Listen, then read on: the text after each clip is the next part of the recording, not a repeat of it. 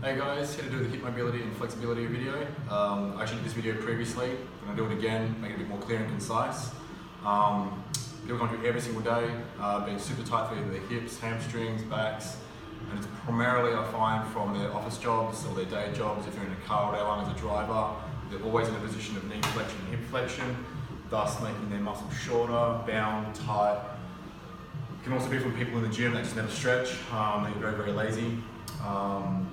Constantly doing it out, pump, and then they give the time to stretch the muscle back out, thus becoming either bound or tight or get knots in their muscles. So this is just a very, very quick, by no means is extensive, very quick things you can do pre-workout. I do a lot of dynamic work pre, a lot of passive work post. So I do all my active movements first, a lot of kicks, a lot of movements for the hips and back, and then post-workout when the muscles are a bit warmer, more malleable, I'll do all the passive work. So this is, I won't go through it, I won't explain all the movements, I'll just go through it. You can have a look at it, pick and choose what you want, I'll do all of it. But after a good 5 to 10 minute warm up, this will definitely help, your squats, your lunges, even your deadlifts, and many of your major compound lifts. So I'll just start with some kicks. Right and left leg, just the legs like a pendulum, getting bigger and bigger each time. Then you're going for 10 reps. Of course, right and into left. You get the point. And then to 90 degrees. A bit more adductor now, so I'll be going in to out. And making sure I'm turning my knee up as I'm kicking. And the same thing, start a little bit smaller, and then work your way up to a bit more ballistic kick. And the same thing for a reverse kick, obviously left leg. Same thing for a reverse kick, so looking forward to the hip flexor and a muscle called the sartorius, which is more used to your adductor, or the inside of your thigh. So a bit of a reverse kick. Again, left and right. And then I'll go through a bit of hip flexion and extension, and a bit of spine flexion and extension. This can help with holding the bar in a squat. So you like to stand in a big straddle, forefinger and thumb locked, reach behind as far as I can, and then extend my spine so my back's nice and straight. So it's reach behind, reach in front, reach behind, reach in front. Okay, and again, next 10. I'll shorten the straddle, bit of front rotation left and right, just getting the spine nice and loose.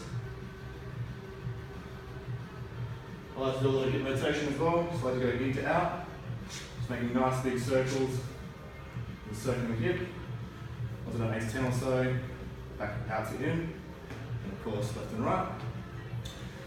Other thing I can do is a bit of shoulder work as well.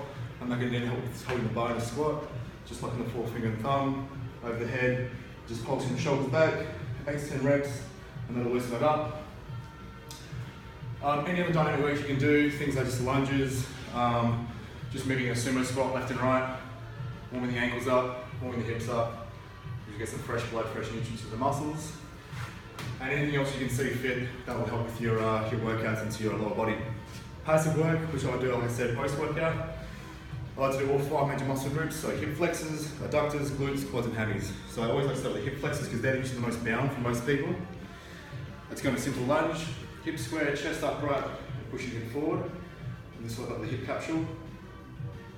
You can go straight to the hammy, nose to knee, stretch, push back.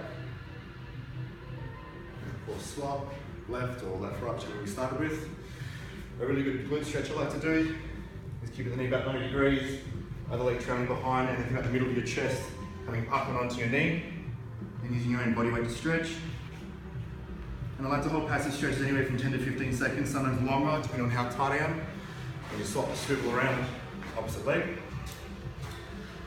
True, also do the basic quad stretch, just grabbing your foot. When you do this though, think about pushing your knee down to the ground and thrusting your hip forward. If you're arching in your back, your knees behind, you're not getting much of a quad stretch. So try and press it all through and get a good quad stretch. Use something to balance if you're like me and have no balance.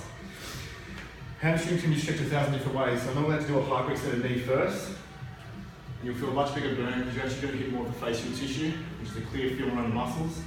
It's a really big burn, but it gets you to get flexible. Stretch looks like a slight knee bend then, you get more of the hamstring belly. And you're getting anywhere from 10 to 15 seconds, up to 20 to 30. For your adductors, like to do a big sumo squat. So toes turned out, knees tracking over the toes, and then use the elbows to just push out and hold. And the same thing, 10, 15, 20 seconds. And lastly, which I didn't include, is just some lower back work. Just basically arms crucified, hands to the side, one leg over the body, make sure you turn the hips up. And again, use the weight of your leg just to stretch it out. pulling your opposite shoulder to your opposite leg back, and then of course swap it over. So naturally, if you did all this work, the active work would take anywhere between 10 to 15 minutes to do. If you did all the repetitions involved, the passive work would take about the exact same time, 5 to 10 minutes, and it will definitely 100% help. So I hope it's helped with all your lower body training, makes you a bit more mobile. Cheers.